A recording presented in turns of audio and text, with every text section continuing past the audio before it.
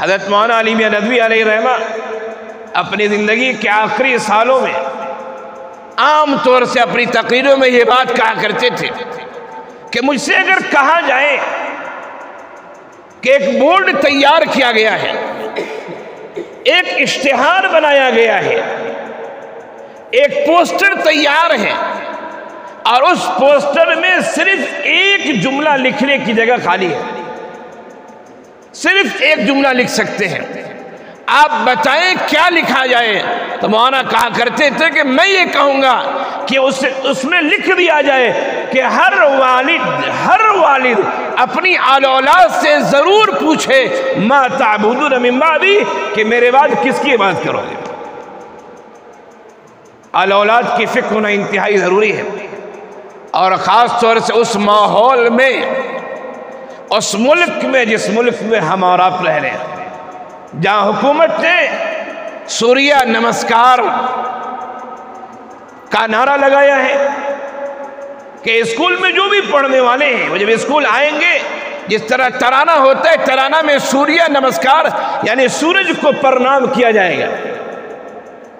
ये उनके अकीदे का हिस्सा है, हमारे अकीदे का हिस्सा नहीं है। इससे पहले गवर्नमेंट की तरफ से स्कूलों में एक किताब थी जिसमें ऐसा तराना था, ऐसी नज़्म थी, जिसका एक मिसरा मुझे याद आ रहा है, तू ही राम है तू ही रहीम है, यानी जो राम है वही रहीम है, जो अल्लाह है वही फुला है, वही फुला है। हम इसके कायल नहीं हो सकते, हमारे ईमान का सौदा हो जाएगा। इस तरीके की बहुत सारी ऐसी बातें हैं जो हुकूमत की तरफ से थोपने की कोशिश की जा रही है।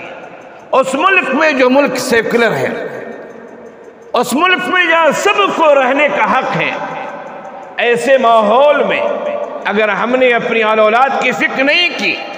सिर्फ दुनिया की ज़रूरतें देखते रहे, हम दुनिया के मसाइल देखते रहे, तो कोई बड़ी बात नहीं है कि आप तो नमाजी हो लेकिन आपकी औलाद शायद बेनमाजी क्या कहीं बद्दीन न हो जाए और दीन बेदार न हो जाए।